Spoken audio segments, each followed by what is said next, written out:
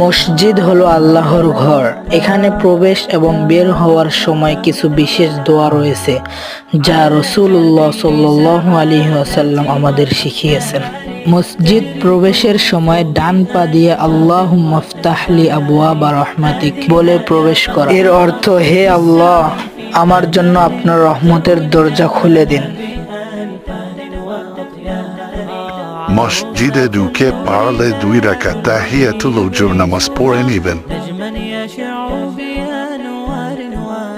মসজিদ থেকে বের হওয়ার সময় বাম পা দিয়ে আল্লাহুম্মা ইন্নী আসআলুকা মিন ফাদলিক বলতে হবে। হে আল্লাহ, আমি আপনার অনুগ্রহ প্রার্থনা করছি।